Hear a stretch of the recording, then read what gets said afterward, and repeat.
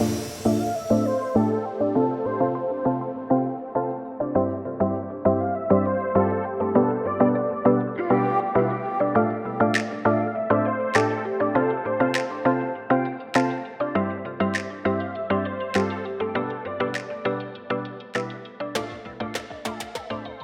we do, why we do, what we do. That's the theme here at MTM Services. And today I have with us a very special guest. I consider him a very special guest because he and I had a chance to chop it up a little bit before we got online.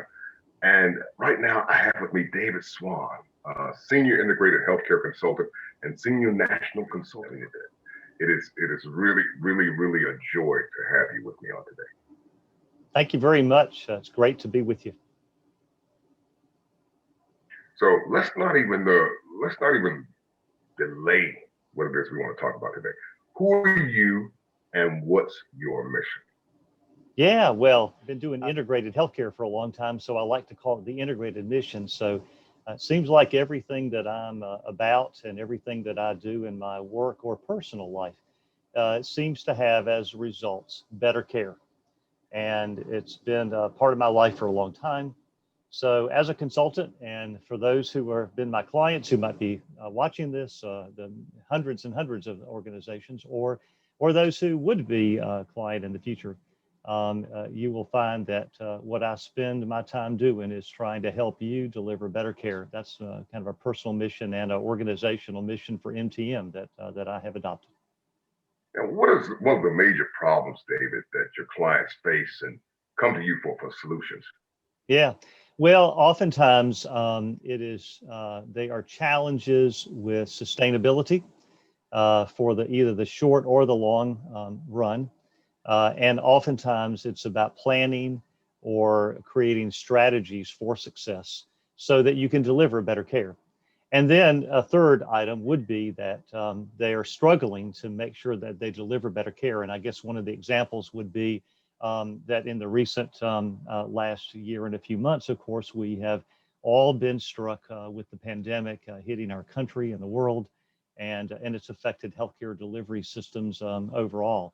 And so I've had a lot of organizations that ask me to help them to either deliver better care or to support the same level of care when they deliver services through a telehealth environment. So there's just just one example of how that has come about in my life. And I would say you want and expect to deliver the same quality of care that you did before, correct? And when they would agree, I would know they're on the same page that I'm. So that's just one example of putting the better care forward to keep my personal mission and the organization's mission at the forefront of what we do. What is your role in your process? Well, there's a lot of detailed analysis, and I almost say a lot of times it's like being a private investigator. So I look at what's not working right and why. So there's an analysis, there's the diagnosing of the problems or what gets in the way. And almost always the solutions are workflow changes, process changes, policy changes, some level of detail that would guide an organization to do things differently than they have been in the past. And there's some cultural challenges that often comes up with that. And the cultural challenges are again, the things that I need to know about because I know I'll sort of be pushing uphill when it comes to those sometimes, but to try to weave in those cultural aspects of an organization. I usually use language like this: the fabric of the organization. Teach me about your fabric. So I'll understand that.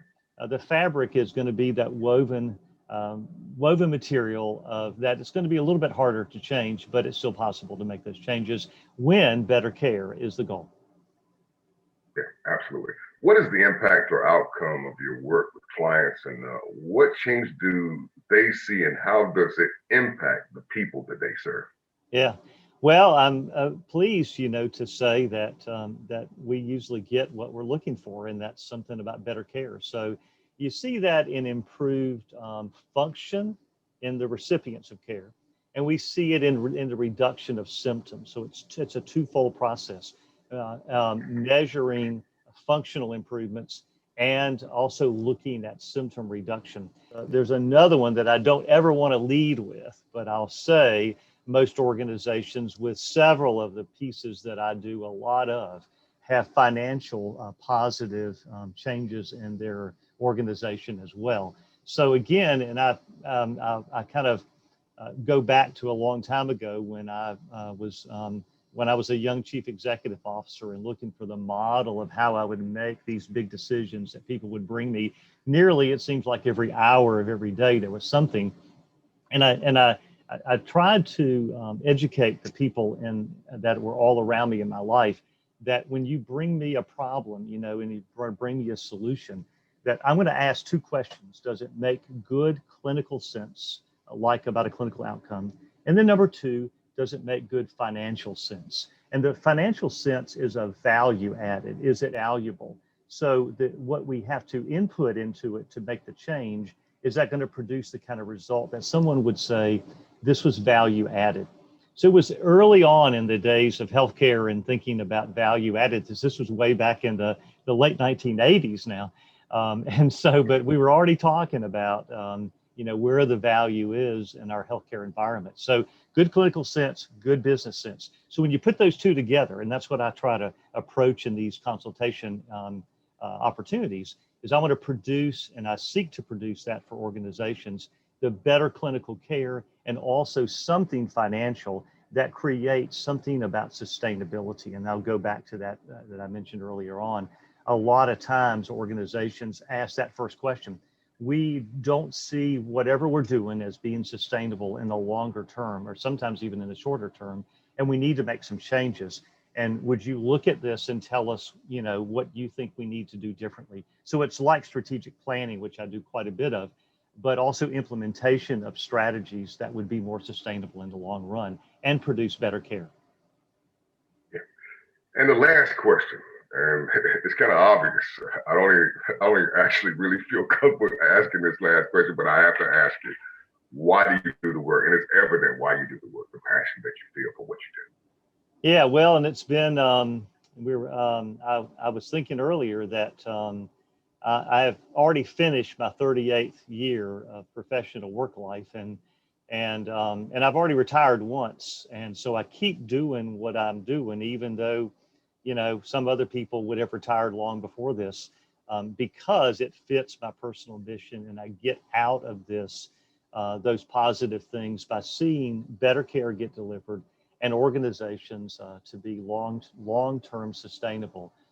In order to, so that they can survive and thrive in whatever the environments are that will come in the future. And so we could have never anticipated a pandemic, but there were organizations that I was preparing for telehealth 3 to 4 years ago that if they had have asked me about a pandemic or the impact, I don't know what I would have said. It probably wouldn't have been very intelligent. And I wouldn't have thought about it. But those organizations today did very well and weathered a storm in a tremendous way. And in fact, some of those organizations did better last year than they did in years prior. And they did that during the peak of the pandemic impact on all healthcare. So I say that, that's why that I keep doing what I do, and that's why that I enjoy what I do, and that motivates me to keep doing it. Thank you so much. David Swann, Senior Integrated Healthcare Consultant and Senior National Council Consultant. David has extensive experience working with organizations to create improved systems of and foster greater access to care. We thank you so much for your time, David. We'll talk to you soon. All right. Thanks very much. Appreciate the invite. Everybody enjoy the National Council Conference.